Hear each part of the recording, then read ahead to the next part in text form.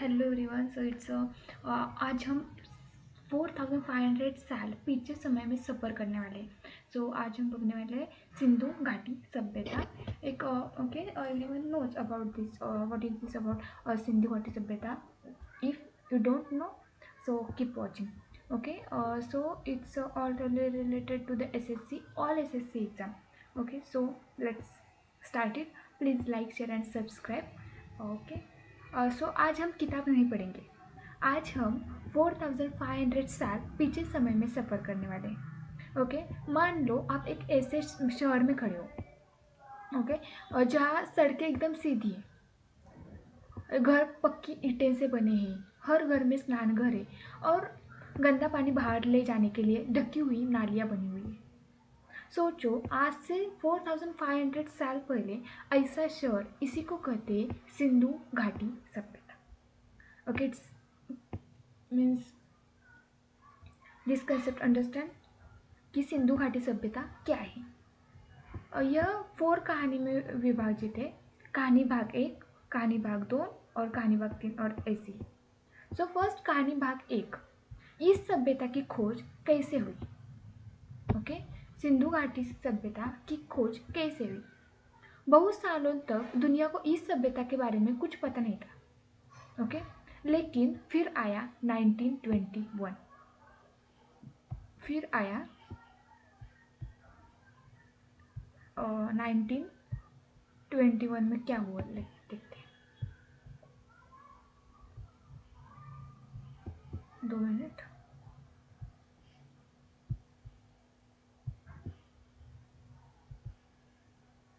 Okay, 1921 में railway line बनाने के लिए खुदाई हो रही थी। ओके, एक रेलवे लाइन थी और वो बनाने के लिए क्या थी, खुदाई हो रही थी। अचानक जमीन के नीचे से पक्की ईंटें, मकान और सड़कें निकलने लगी। ओके, खुदाई हो रही थी और अचानक जमीन के नीचे से जो सी पक्की ईंटें, मकान और सड़कें निकलने लगी। खोज करने आए एक भारतीय पुरातत्ववादी, खोज करने आए भारतीय पुरातत्ववादी, वो थे दयाराम साहनी। ओके, खोज करने आए वो कौन थे, दयाराम साहनी। उन्होंने बताया यह कोई मामूली जगह नहीं, यह एक प्राचीन शहर है। इस शहर का नाम था, इस शहर का नाम था हड़प्पा।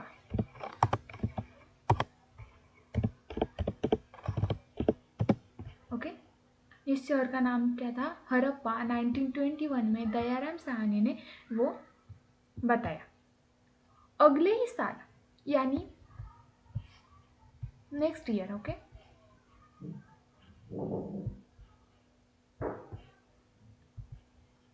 अगले ही साल मीन्स 1922 में Rakhaldas Banerjee, okay, R Banerjee,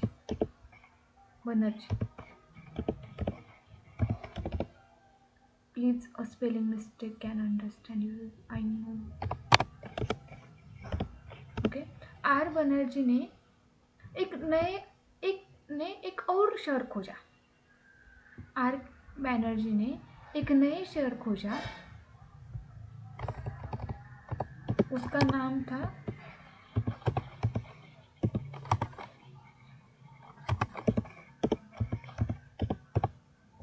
Mohenjodaro. Okay, उसका नाम क्या था, मोहनजोदड़ो। 1922 में आर बनर्जी ने वो किया। 1921 में हड़प्पा संस्कृति जो दयाराम साहनी ने, और 92 में आर बनर्जी ने मोहनजोदड़ो। ओके, राखालदास बनर्जी। कहानी भाग 2। नाउ इट्स अ कहानी भाग 1 कि जहाँ क्या हुआ, हड़प्पा और मोहनजोदड़ो की खोज हुई। ओके, अब कहानी नंबर 2, ये शहर कैसे थे, ये जो शहर थे वो कैसे थे। Okay, let's understand. अब चलो इस शहर के अंदर चलते हैं। नाउ वो खोज हुई, अब चलते हैं इस शहर के अंदर। जैसे ही हम अंदर घुसते हैं हम देखते हैं कि सड़कें एक दूसरे को 90 डिग्री पर काट रही है। जैसे ही हम अंदर घुसते हैं वो उसके जो सड़कें थे वो 90 डिग्री अंदर क्या है, काट रही है। इसे कहते हैं ग्रिड पैटर्न। उसे क्या कहते हैं, ग्रिड पैटर्न। ओके, इसे ही क्या कहते हैं, ग्रिड पैटर्न। यह हर शहर दो भागों में बनता है। यह every city is divided into two parts. One is ऊंचा शहर मीन्स गढ़, और निचला शहर मीन्स हियर नहीं है वो। ओके, या यह शहर दो भागों में बनता है। वन इज ऊंचा शहर वो गढ़ है, और नीचे बसा हुआ शहर निचला गढ़ means. Okay, 2 minutes I have notes.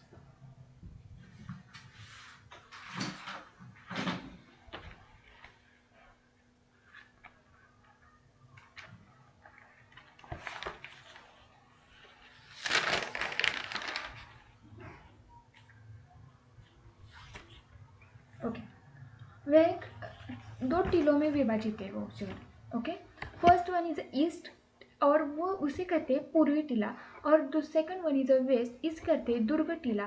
Means जो ईस्ट टीला था वो श्रमिक वर्ग के लिए था, और जो वेस्ट था वो उच्च वर्ग के लिए दुर्ग टीला था। ओके, सो इसी तरह each city is divided into two part, ऊंचा शहर और नीचा शहर, पूर्व टीला, दुर्ग टीला, जिसे श्रमिक वर्ग, उच्च वर्ग ऐसे कहते हैं।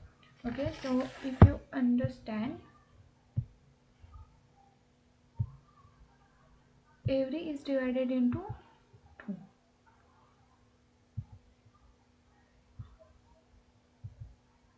East, west. Okay, so that here some so east है और here some west है। So ईस्ट था वो श्रमिक वर्ग के लिए था, और जो वेस्ट था वो सब उच्च वर्ग के लिए था।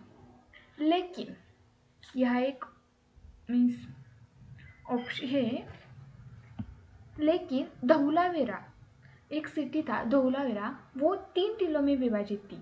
वो फर्स्ट वन इज अ दुर्ग टीला मीन्स उच्च वर्ग के लिए, third second one is a निचला टीला, हमें पता है निचला टीला श्रमिक वर्ग के लिए, और एक मध्यम टीला। धौलावीरा में 3 टीलों में विभाजित थे, दुर्ग टीला, मध्यम टीला और निचला टीला। ओके, सो इस प्रकार के घरों की खास बात क्या थी उसी टाइम, घरों की खास बात क्या थी, घर पक्की हुई ईंटों से बने थे। इसी उसी टाइम इन